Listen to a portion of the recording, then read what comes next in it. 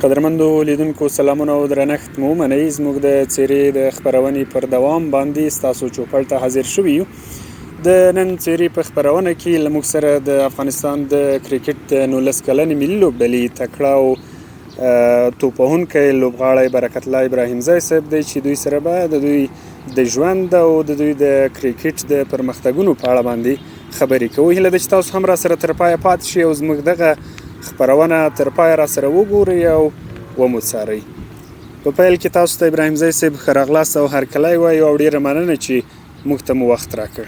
بسم الله الرحمن الرحیم. مننه تاسو ټول همکارانو نه چې تاسې راغلی او دلته یو څو مهمې دقیقې د ما په خدمت کې حاضر کړه، نو تاسو ټول نه زیاته مننه.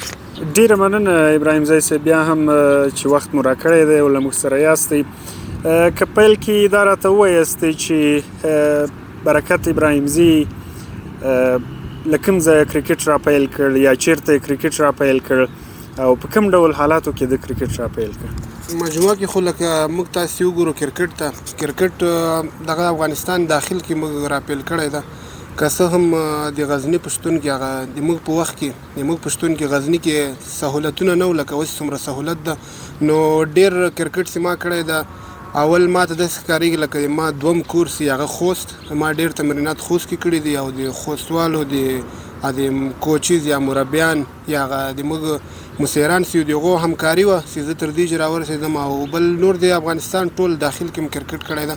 د هغو سبب دا وګرځېدو چې ما کرکټ له غزني شروع کړو او نورې لوبې او تمرینات ما په خوست او نورو ولایتونو کې وکړو.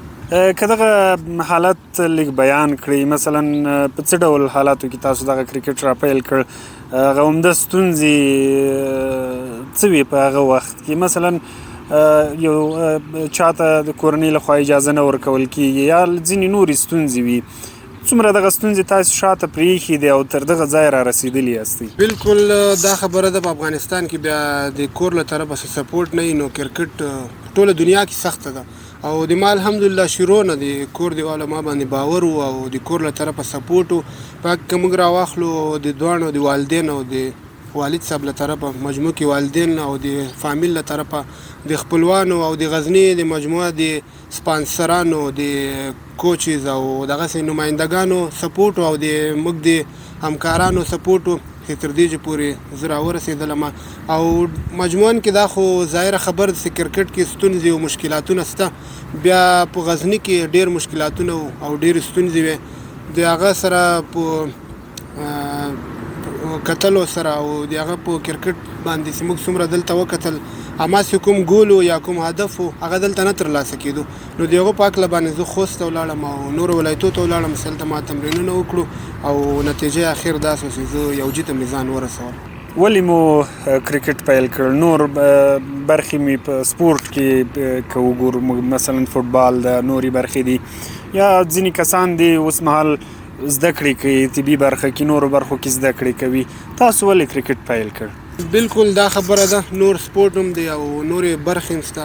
لکه مثال تاسې درس ته اشاره وکړه، نو د ما له کرکټ سره ځانګړې مینه وه او د کور له طرفه هم د ټول کور د موږ کرکټ لکه خوښېږي. نو د هغه په هکله باندې ما کرکټ شروع کړو او کرکټ سره د ما شخصي مینه وه او د کور سپورټ هم د کرکټ په طرف کې و. نو د هغه له وجې ما کرکټ غوره کړو. تر اوسه مو په کومو سټیجونو باندې لوبې ترسره کړې دي یا مثلا په داخلي کرکټ کې په کومو لیګونو او په کومو سیالیو کې لوبېدلي یاستئ او له داخلي لیګونو ورهاخوا په نړیواله کچه د افغانستان لپاره یا د کلب لپاره کومو سټیجونو تر اوسه لوبېدلي یاستئ؟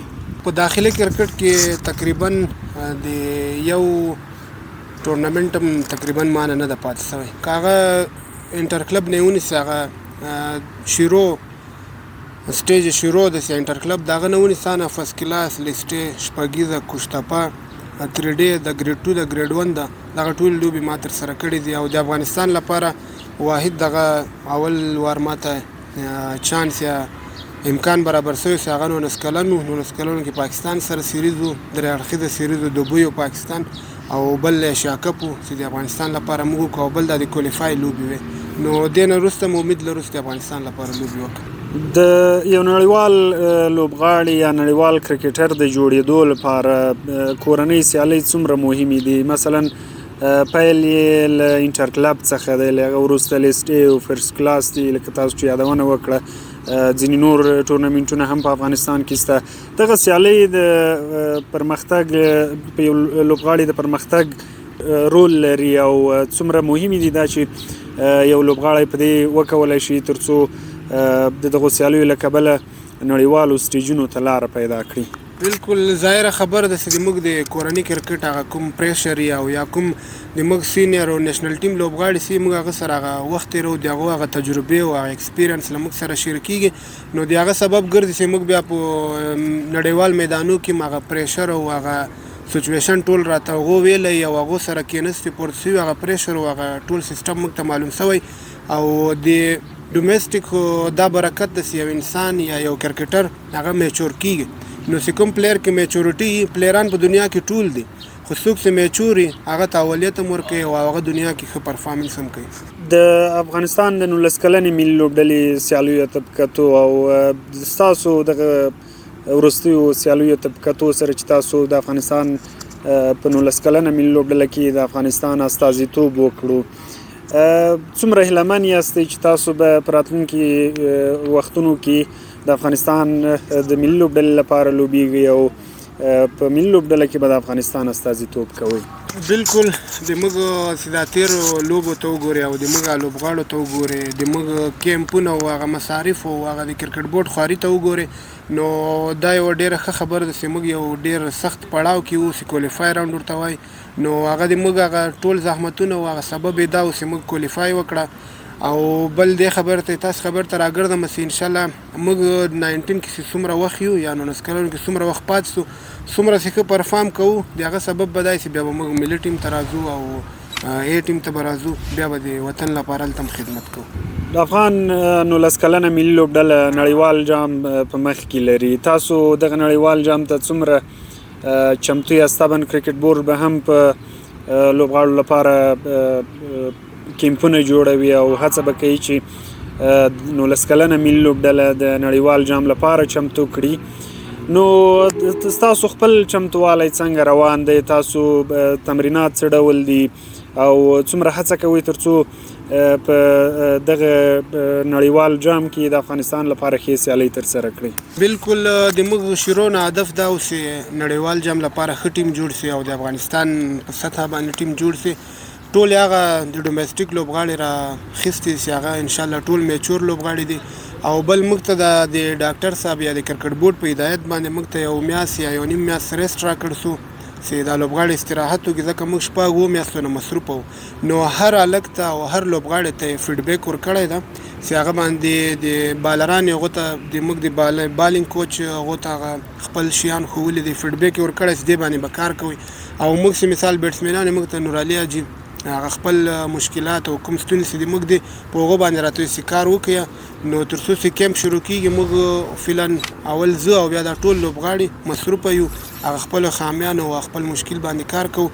تقریبا دا کیمپ چې څه وخت شروع کېږي دوی چې موږ ته څه وخت راغږ کوي، نو موږ به هغه کوم مشکل چې هغه به حل کړي بیا به نو کیمپ ته نور هم ښه په تیاري سره ورشو. دا چې اوس تاسو په غزني کې او بیا په افغانستان کې او مخکښ لوبغاړي یاست، یا تر ځینو ډیرو کسانو چې هغوی اوس تازه کرکټ پیل کړی دی او ځوانان دي، یو تجربه لرونکی لوبغاړی یاست، یا تر ډیره له ډیرو لوبغاړو او کوچونو سره مخ شوي یاستئ، د هغو تجربې له تاسو سره شریکې شوي دي. اوس مهال د غزني لوبغاړي هم تاسو ته تر یو حده اړتیا لري، ستاسو مشورو ته او کوم بیټینګ چې تاسو کوئ هغه بیټینګ طریقې او هغه کوم څه چې دي هغه باید له تاسو زده کړي. څومره ډاډ ورکوئ د غزني لوبغاړو ته او بیا په نوي ځوان لوبغاړو ته چې تاسو به له دوی سره په څنګ کې پاتې کیږئ او تاسو به دوی هڅوئ او دوی به له ځان سره یو ښه حالت ته بیا یاستئ، یا هغه کوم څه چې تاسو له ځان سره لرئ، کومې تجربې چې له ځان سره لرئ هغه به له دوی سره شریکوئ؟ بالکل ښې خبرې ته مې اشاره وکړه. موږ تاسې وګورو که د موږ وخت و یا مخکې د غزني د لوبغاړو کوم وخت چې و هغه ټایم دومره سهولتونه نه وو. نو اوس د ماشاءالله داسې یو اکیډمي ده او سهولت ورته برابر ده، کوچ ورسره شته او دلته نورم تر ما مثال کوم چې لوبغاړي دي دلته هغه هم تکړه لوبغاړي چې مثال چا ګریډ 2 کړی ده، چا ګریډ 1 کړی ده، هغه هم د دوی په خدمت کې دي، دغه کوچ هم خدمت کې ده، اکیډمي هم خدمت کې ده او زه خو هر وخت خدمت کې یم. هر وخت چې ما باندې چا غږ کړی ده ځکه چې موږ باندې نورو سینیر لوبغاړو شفقت کړی ده، نو اوس زه م غواړم هغو نه ما دا زده کړي چې زه م په دوی شفقت وکړم او چې د ما چې شی زده وي هغه دوی ته ور زده کړم. که د ما مثال یو شی نه زده زه د هغه په باره کې بیا له خپل سینیر لوبغاړي ته د ده په هکله میسیج کوم چې یا د ده ویډیو ورته ولېږم چې دا نفر کوم مشکل لري دا راته حل کړي، بیا نو هغه یې راته حل کړي، بیا یې زه ورته وایم. دومره کوشش مې ورسره کړی ده. کله دې راتیر شو او دا راته ووایاستئ چې په افغان ملي لوبډله کې او له ملي لوبډلو ورهاخوا په نړیوال کرکټ کې ستاسو د خوښې لوبغاړي څوک دی او د چا سیالۍ نه ډېر خوند اخلي او تر ډېره زده کړه له چا کوئ چې تاسو هغه د ځان لپاره یو ایډیال ګرځولی دی او تاسو هغه هر وخت څارئ او په راتلونکي هم همدا هیله لرئ تر څو همغه ډول یو لوبغاړی له تاسو څخه جوړ شي. بالکل د ما د ایډیل چې ده یا د ما د خوښې لوبغاړی چې ده هغه د ساوت افریقا لوبغاړی ده چې فعلا متاسفانه هغه کرکټ ته استعفا ورکړه، کلاسن ده. مثال هغه نن سبا عصري کرکټ کې هغه ډېر ښه پر مخ روان ده، هغه د ما له وخت چې خوښېدو. او بل افغانستان داخل کې چې د ما د خوښې لوبغاړی ده فعلا درویش رسولي ده چې مثال که نېشنل ټیم کې نه ده خو هغه لاندې لیول کوم کرکټ کې چې دی پرفارم کوي ای ټیم کې یا نور د ما د خوښې لوبغاړی هغه ده او هغه هم ډېر په مخ روان ده او خدای دې وکړي چې نور هم په مخ لاړ شي. کله چې تاسو سیالیو ته له هېواده بهر تللي وای ځینو لوبغاړو له تاسو سره ولیدل یا د ملي لوبډلې ځینې لوبغاړي ستاسو لیدو ته درغلل، ستاسو هڅولو ته درغلل. تر ډېره په ملي لوبډله کې یا تر اوس مهاله اوس چې د افغانستان کوم غټ نومونه دي تاسو یا په ټوله کې د 19 کلنې ملي لوبډلې لوبغاړي چا ډېر وهڅول کرکټ ته او ډېر یې تشویق کړل تر څو په راتلونکي کې دوی ښه لوبغاړي ورڅخه جوړ شي او د افغانستان یو ښه استازیتوب وکړي. ملي ټیم ټول لوبغاړي مثال دغه خپل جونیئر یا دغه 19 کلنو لوبغاړي هڅولي دي او زیات کوشش ورسره کړی دی چې کوم شی زده هغه موږ ته راښي، خو هغه موږ تاسې وګورو خان چې ده د موږ تاسې د ټول دنیا خان د راشد خان هغه هر وخت لاندې سټیج کې که ملي ټیم کې د سره څوک یې سپورټ کړي دي او که د موږ د 19 کلن لوبغاړي دی هغه یې هم سپورټ کړي، ځکه د موږ ټول ټیم ته یې بیټونه سپانسر کړو، وخت سره هر 19 کلن ته د خپل د وس مطابق سره سپانسرشپ یې کړی ده. او بل هر وخت به نبي حاجي چې و نبي محمد نبي هغه به موږ ته په ویډیو کال زنګ وال او موږ به یې پوهې کولو او د ویکټو هغه د ګراونډ او د ټیم سچویشن به یې موږ ته راښول، نو د هغه ویډیو او د هغه غږېدا موږ سره ډېره مرسته کوله. دا چې تاسو یو توپ وهونکی لوبغاړی یاستئ او یا توپ وهنه کوئ تر ډېره څوک غواړي چې ستاسو لپاره توپ اچونه وکړي او تاسو یې پر وړاندې توپ وهنه وکړي او د هغه پر وړاندې تر ډېره ښه ثابت شي، یا هغه توپ اچونکی به څوک وي؟ فلحال خو لکه د موږ د فلحال د 19 کلنو وخت ده دې کې خو داسې یو ما مشخص لوبغاړی نه ده ټاکلی، خو دې نه بعد بیا که چیرې موږ مخې ته راسو له خیره سره پرفارم وکړو نو هغه بیا راشد دی چې ما ته بالینګ وکړي او زه هغه سره بیټینګ وکړم. ډېره مننه چې تر پای شیبو له موږ سره وي او څو دقیقې وخت موږ او لیدونکو ته راکړ. د وروستۍ پوښتنې په توګه یا په وروستیو کې پیغام مو څه دی غزنیوالو ته، د غزني ځوانانو ته او په ټوله کې د هېواد ځوانانو ته پیغام څه دی او څه کول پکار دي د دوی لخوا؟ نه تاسې نه او د تاسې ټول منیجمنټ سټاف نه او د تاسې راتلو نه ډېره زیاته مننه کوو. بیرته تاسې خبر ته راګرځم چې د غزني ځوانانو لپاره یا د ټول افغانستان د ځوانانو لپاره ما دا میسیج ده چې کرکټ کوئ په صحیح طریقه باندې وکړئ، هغه خپل ټایم ټیبل تقسیم اوقات د هغه مطابق باندې ولاړ سئ او هر وخت کوشش وکړئ د خپل سینیر او د خپل کوچ او د خپل مشر که هغه کرکټ کوي او که کرکټ نه بیرونی دغه احترام وکړي او خپل کرکټ ته د 100% متوجي سي او خواري دې وکړي. انشاءالله الله پاک به حتمن وسیله ورکړي. ډیره مننه له تاسو نه. ډیره مننه قدرمنو لیدونکو چې تر پایه له موږ سره پاتې شوئ. دا زموږ د نن خپرونه انشاءالله په راتلونکي کې بیا هم موږ هڅه کوو تر څو تاسو ته له دغه ډول لوبغاړو او هغه کسان چې دوی په ټولنه کې تر ډیره مطرح دي او دوی تر یو حده تر یو کچې په خپل ژوند کې نسبي بریاوو ته رسېدلي دي، تاسو ته له ځان سره ولرو او هیله ده چې تاسو هم موږ وڅارئ، تعقیب مو کړئ. تر بیا بلې هغې چې تاسو چوپړ ته حاضر یو، ټولو ته ښې چارې ښې شي. بیا الله مو مل شه.